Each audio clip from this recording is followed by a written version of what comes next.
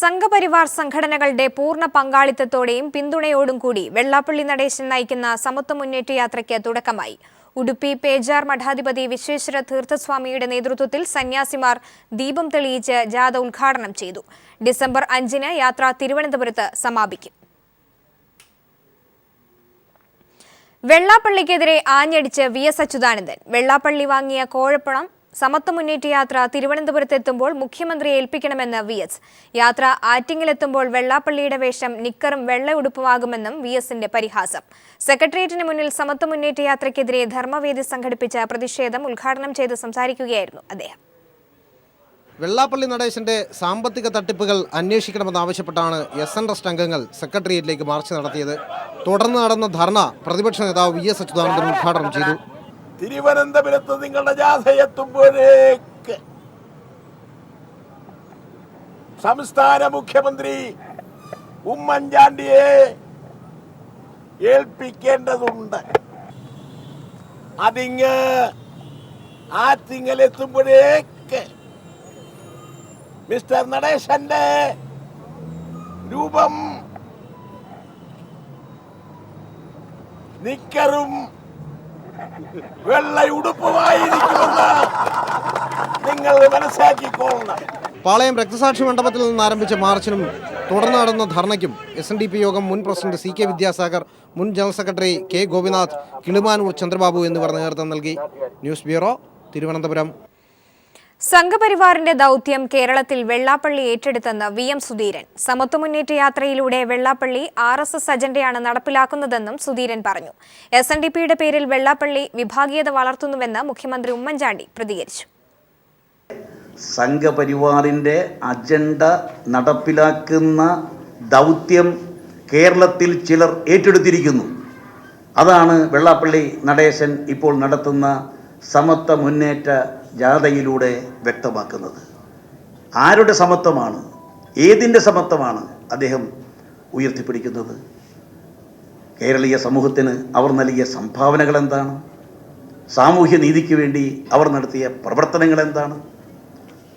സാധുജന പരിപാലനത്തിന് വേണ്ടി പാവപ്പെട്ട സമൂഹത്തെ എന്തിനേറെ തങ്ങൾ പ്രതിനിധീകരിക്കുന്ന വിദ്യാഭ്യാസ സ്ഥാപനങ്ങളിൽ പോലും സാമൂഹ്യ നീതി, പാവപ്പെട്ടവരോട് നീതി ചെയ്യാൻ തയ്യാറാകാതെ ഇപ്പോൾ സമത്വവാദവുമായി മുന്നോട്ട് വരുന്നത് ജനങ്ങളെ തെറ്റിദ്ധരിപ്പിച്ചുകൊണ്ട് സംഘപരിവാറിൻ്റെ അജണ്ട നടപ്പിലാക്കുന്നതിൻ്റെ ഭാഗമാണ് എന്ന കാര്യത്തിൽ യാതൊരു സംശയമില്ല. ഗുരുദേവൻ ഈ ഒരു നല്ല വ്യവസ്ഥയ്ക്ക് വേണ്ടി രൂപീകരിച്ച ആ പ്രസ്ഥാനം ശ്രീനാരായണ ധർമ്മപരിപാലന സംഘം, അതിൻ്റെ പേരിൽ വിഭാഗീയത വളർത്തുന്ന ഒരു സാഹചര്യം അത് ആർക്കെങ്കിലും ഗുണം ചെയ്യുമോ? അത് നമ്മുടെ സമൂഹത്തിന് ദോഷം ചെയ്യത്തില്ലേ? അത് ആഗ്രഹിക്കുന്ന ഒരു വിഭാഗക്കാർ മാത്രമേ ഉള്ളൂ, BJPയും RSSും.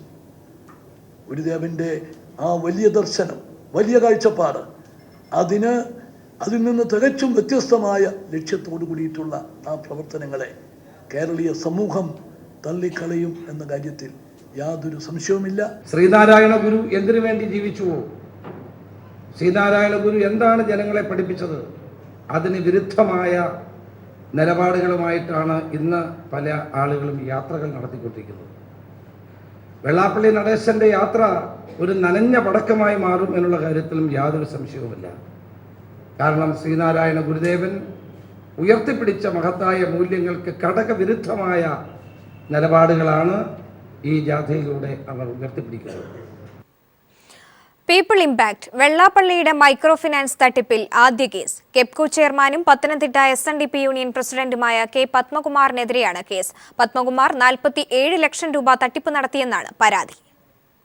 മൈക്രോ ഫൈനാൻസ് തട്ടിപ്പുമായി ബന്ധപ്പെട്ട ആദ്യ കേസാണ് പത്തനംതിട്ട പോലീസ് സ്റ്റേഷനിൽ രജിസ്റ്റർ ചെയ്തത്. പത്തനംതിട്ട SNDP യൂണിയൻ കമ്മിറ്റി അംഗം രനേശാണ് യൂണിയൻ നേതൃത്വത്തിനെതിരെ പോലീസിൽ പരാതി നൽകിയത്. പോലീസ് FIRൽ പറയുന്നത് ഇങ്ങനെ: 2007-2008 കാലയളവിൽ വനിതാ സ്വയം സഹായ സംഘങ്ങളുടെ പേരിൽ വിവിധ ബാങ്കുകളിൽ നിന്നും പിന്നോക്ക വികസന കോർപ്പറേഷനിൽ നിന്നും വായ്പയെടുത്തു. ഇത് ശാഖാ അംഗങ്ങൾക്ക് വിതരണം ചെയ്യാതെ സ്വന്തം ആവശ്യങ്ങൾക്ക് വിനിയോഗിച്ചു എന്നാണ് പ്രധാന പരാതി.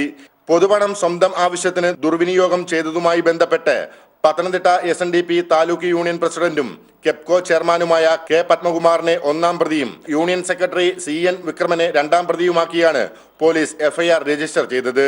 തട്ടിപ്പ് നടത്തണമെന്ന് കരുതിക്കൂട്ടി ഗൂഢാലോചന നടത്തിയതിനുൾപ്പെടെ 120B, 420, 409, 477A, 34 IPC വകുപ്പുകൾ പ്രകാരമാണ് കേസെടുത്തത്. SNDP യൂണിയന്റെ മൈക്രോ ഫൈനാൻസുമായി ബന്ധപ്പെട്ട് ജില്ലയിലെ വിവിധ താലൂക്ക് യൂണിയന്റെ കീഴിലുള്ള ശാഖാംഗങ്ങൾ കോടതിയിൽ നിന്നും ജപ്തി നടപടി നേരിടുന്ന ഘട്ടത്തിലാണ് ഇത് സംബന്ധിച്ച വിഷയത്തിൽ നിയമ നടപടി സ്വീകരിക്കാൻ ആഭ്യന്തര വകുപ്പ് തയ്യാറായിരിക്കുന്നത്. News bureau, Pathanamthitta. Malappuram DCC president Muhammad Kunhi രാജിവെച്ചു. തദ്ദേശ തെരഞ്ഞെടുപ്പിലെ കനത്ത തോൽവിയെ തുടർന്നാണ് രാജി.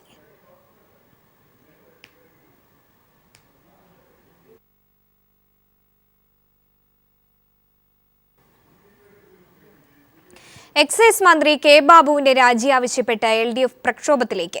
ഇതിനു മുന്നോടിയായി ഈ മാസം 30-ന് നിയമസഭയിലേക്ക് മാർച്ച് സംഘടിപ്പിക്കും. KM മാണിക്കെതിരെ ത്വരിതാന്വേഷണം നടത്തിയ സർക്കാർ കെ ബാബുവിനെതിരെ വിജിലൻസ് മാനുവലിൽ ഇല്ലാത്ത പ്രാഥമിക അന്വേഷണം നടത്തിയത് കോഴപ്പണം കൈപ്പറ്റിയ മുഖ്യമന്ത്രിയെ കൂടി രക്ഷിക്കാനാണെന്ന് LDF കൺവീനർ വൈക്കം വിശ്വൻ പറഞ്ഞു. KM മാണിക്കെതിരെ ത്വരിതാന്വേഷണം നടത്തി FIR രജിസ്റ്റർ ചെയ്തവർ എന്തുകൊണ്ട് കെ ബാബുവിനെതിരെ ത്വരിതാന്വേഷണം നടത്തുന്നില്ലെന്ന് വൈക്കം വിശ്വൻ ചോദിച്ചു. കെ ബാബു പിടിക്കപ്പെട്ടാൽ മുഖ്യമന്ത്രിയും കുടുങ്ങും എന്നതിനാലാണ് ബാബുവിനെ രക്ഷിക്കാനുള്ള ശ്രമം നടക്കുന്നത്. കോടതി നിലപാടുകൾ സർക്കാരിനെതിരാകുന്നു എന്ന് കണ്ടതോടെ കോൺഗ്രസ് നേതാക്കൾ കോടതിക്കെതിരെയും തിരിഞ്ഞിരിക്കുകയാണ്. ഇതിനു പിന്നിൽ മുഖ്യമന്ത്രിയാണെന്ന് വൈക്കം വിശ്വൻ ചൂണ്ടിക്കാട്ടി. MM ഹസൻ ഉൾപ്പെടെയുള്ളവർ കോടതിക്കെതിരെ പ്രതികരിച്ചത് ഇതിന് തെളിവാണെന്നും അദ്ദേഹം ചൂണ്ടിക്കാട്ടി. ഈ മന്ത്രിസഭയിലെ മാണിക്കെതിരെ സ്വീകരിച്ചിരുന്ന അന്വേഷണ സംവിധാനം തന്നെ ബാബുവിനെതിരെയും എടുക്കാൻ കഴിയണം. ബാബു വളരെ വ്യക്തമായും കോഴ വാങ്ങിയെന്നും കോഴ ചോദിച്ചു എന്നും കോഴ സംഘടിപ്പിക്കുന്നതിന് ബാർ ഉടമകൾ രംഗത്ത് വന്നു എന്നും ഇന്ന് വ്യക്തമായിട്ടുണ്ട്. അതുകൊണ്ട് ബാബു ആ സ്ഥാനത്തിൽ നിന്ന് രാജിവെച്ചുകൊണ്ട് ഈ അന്വേഷണം നടത്തും. സംസ്ഥാനം രൂക്ഷമായ വിലക്കയറ്റം നേരിടുമ്പോഴും നടപടി സ്വീകരിക്കാൻ സർക്കാർ തയ്യാറാകുന്നില്ലെന്നും LDF യോഗം വിലയിരുത്തി. വിലക്കയറ്റം തടയുക എന്ന ആവശ്യമുന്നയിച്ച് ഡിസംബർ 3-ന് നിയോജകമണ്ഡലാടിസ്ഥാനത്തിൽ പൊതുയോഗങ്ങൾ സംഘടിപ്പിക്കാനും LDF യോഗം തീരുമാനിച്ചു. News bureau, Thiruvananthapuram. പാലാ നിയോജക മണ്ഡലത്തിൽ കേരള കോൺഗ്രസ് മാണി വിഭാഗത്തിൽ കലാപം. മീനച്ചിൽ പഞ്ചായത്ത് ഭരണസമിതി അധ്യക്ഷ സ്ഥാനം വിമത വിഭാഗത്തിന്റെ കയ്യിൽ. വിമത വിഭാഗത്തിന് നേതൃത്വം നൽകിയ സംസ്ഥാന സെക്രട്ടേറിയറ്റ് അംഗം ജോസ് പാറേക്കാട്ടിനെ പാർട്ടിയിൽ നിന്ന് പുറത്താക്കി. മീനച്ചിൽ പഞ്ചായത്തിലെ 13-അംഗ ഭരണസമിതിയിൽ 7 അംഗങ്ങളുള്ള കേരള കോൺഗ്രസ് മാണി വിഭാഗത്തിന് ഒറ്റയ്ക്ക് ഭരിക്കാൻ ഭൂരിപക്ഷം ലഭിച്ചിരുന്നു. ഭൂരിഭാഗം അംഗങ്ങളുടെയും പിന്തുണയുള്ള മുൻ പ്രസിഡന്റ് കൂടിയായ റെനി ബിജോയിയെ അധ്യക്ഷയാക്കണമെന്ന നിലപാടിലായിരുന്നു പ്രാദേശിക നേതൃത്വം. ഇത് തള്ളിക്കളഞ്ഞ് സംസ്ഥാന സെക്രട്ടറി അഡ്വക്കേറ്റ് ജോസ് ടോമിന്റെ ഭാര്യ ജെസ്സി ജോസിനെ അധ്യക്ഷതയാക്കാൻ പാർട്ടി നേതൃത്വം ശ്രമിച്ചതാണ് പ്രശ്നങ്ങൾക്കിടയാക്കിയത്. ഒടുവിൽ വിജയസാധ്യതയില്ലാത്ത ജെസ്സി ജോസ് പിൻവാങ്ങി. 2 LDF അംഗങ്ങളുടെ പിന്തുണയോടെ റെനി ബിജോയ് പഞ്ചായത്ത് പ്രസിഡന്റാവുകയും ചെയ്തു. തുടർന്നാണ് മാണി വിഭാഗം സംസ്ഥാന സെക്രട്ടേറിയറ്റ് അംഗവും കോട്ടയം ജില്ലാ സെക്രട്ടറിയുമായ ജോസ് പാറേക്കാട്ടിനെ പുറത്താക്കിയത്. ഞങ്ങളെ പുറത്താക്കിയാലും മുഴുവൻ ഞങ്ങളുടെ പാർട്ടി ഞങ്ങൾ വാർഡ് യോഗങ്ങൾ വിളിച്ചുകൂട്ടി, പാർട്ടിയുടെ മണ്ഡലം കൺവെൻഷൻ വിളിച്ചുകൂട്ടി, പാർട്ടി എവിടെയാണ് നിൽക്കുന്നതെന്ന് ഞങ്ങൾക്ക് ബോധ്യപ്പെടുത്താൻ കഴിയുന്നവരാണ്. മാണി ജോസഫ് ലയനത്തോടെ മാണി ഗ്രൂപ്പിലെത്തിയ ജോസ് പാറേക്കാട്ടിനെ പുറത്താക്കിയതോടെ പാർട്ടിക്കുള്ളിൽ വിവിധ ചേരികൾ രൂപപ്പെട്ടിരിക്കുകയാണ്. പുറത്താക്കൽ നടപടി അംഗീകരിക്കില്ലെന്നും നടപടി തിരുത്തിയില്ലെങ്കിൽ കടുത്ത മാർഗങ്ങളിലേക്ക് കടക്കുമെന്നും ജോസ് പാറേക്കാട്ടിനൊപ്പം നിൽക്കുന്ന 5 പഞ്ചായത്ത് അംഗങ്ങളും വാർത്താ സമ്മേളനത്തിൽ വ്യക്തമാക്കി. News bureau, Kottayam. പോലീസ് നിയമന തട്ടിപ്പിന് പിന്നിൽ ആഭ്യന്തരമന്ത്രിയും ഓഫീസുമാണെന്ന മൊഴിയിൽ ഉറച്ചു നിൽക്കുന്നുവെന്ന് കേസിലെ പ്രതി ശരണ്യ. ഏതു വിധത്തിലുള്ള സമ്മർദ്ദമുണ്ടായാലും മൊഴി മാറ്റില്ലെന്ന് കായംകുളത്ത് മാധ്യമപ്രവർത്തകരോട് ശരണ്യ പറഞ്ഞു. ഹരിപ്പാട് കോടതിയിൽ നേരത്തെ ശരണ്യ ഇത്തരത്തിൽ മൊഴി നൽകിയിരുന്നു. പോലീസ് നിയമന തട്ടിപ്പ് കേസിലെ പ്രതി ശരണ്യയാണ് കായംകുളം കോടതി പരിസരത്ത് വെച്ച് ആഭ്യന്തരമന്ത്രിക്കും ഓഫീസിനുമെതിരെ വീണ്ടും രംഗത്ത് വന്നത്. കഴിഞ്ഞ ആഴ്ചയിലാണ് ഹരിപ്പാട് മജിസ്ട്രേറ്റിന് മുന്നിൽ ശരണ്യ രഹസ്യമൊഴി നൽകിയത്. നിയമന തട്ടിപ്പിനുള്ള സഹായം നൽകിയത് ആഭ്യന്തരമന്ത്രിയുടെ ഓഫീസാണെന്നും ഇത് ആഭ്യന്തരമന്ത്രിക്ക് അറിയാമെന്നുമാണ് ശരണ്യ നൽകിയ മൊഴി. ഈ മൊഴിയിൽ ഉറച്ചു നിൽക്കുന്നതായാണ് ഇന്ന് ശരണ്യ പറഞ്ഞത്. ശരണ്യയുടെ മൊഴി മാറ്റുന്നതിന് പലതരത്തിലുള്ള സമ്മർദ്ദം ചെലുത്തുന്നതിനിടെയാണ് ഉറച്ച നിലപാടുമായി ശരണ്യ വീണ്ടും രംഗത്തെത്തിയത്.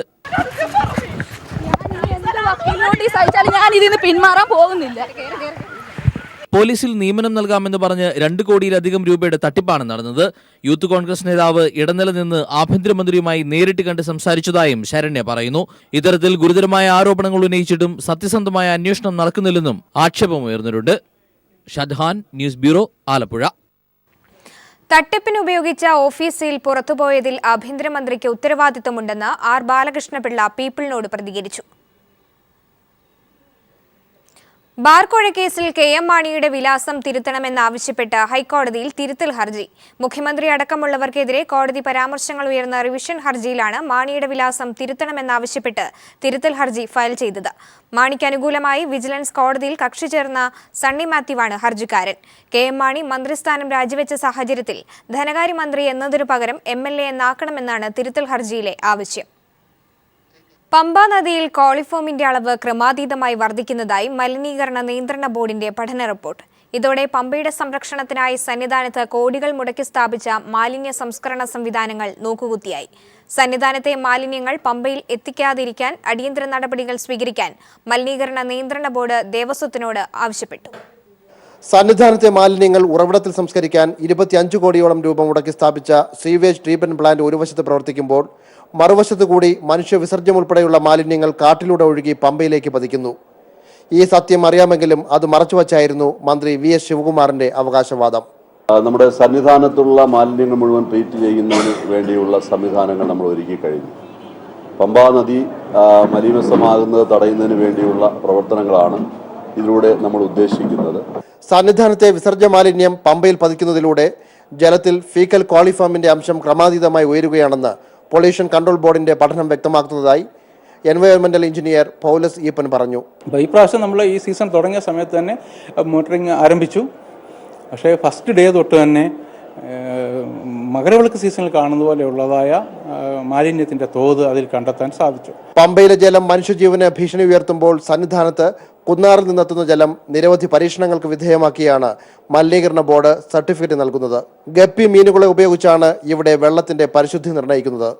ഈ മത്സ്യം പോയിസണായ എന്തെങ്കിലും കാര്യങ്ങൾ ഉണ്ടായി കഴിഞ്ഞാൽ വേഗം ഷ്യൂർ ചെയ്ത് അതിന്റെ മാക്സിമം അത് ഡെഡ്ലി ആവാനുള്ള വരെ സാധ്യതയുണ്ട്. എന്തെങ്കിലും ചെറിയൊരു പോയിസൺ ഉണ്ടായാൽ മതി. പമ്പയെ മാലിന്യമുക്തമാക്കാൻ ഖജനാവിൽ നിന്നും കോടികൾ പാഴാക്കുമ്പോൾ അടിസ്ഥാന പ്രശ്നങ്ങൾക്ക് പരിഹാരം കാണാനാണ് അധികൃതർ ശ്രദ്ധിക്കേണ്ടത്. ക്യാമറാമാൻ രാഹുൽ ചന്ദ്രനൊപ്പം VJ Mineesh Kumar, news bureau, Sabarimala.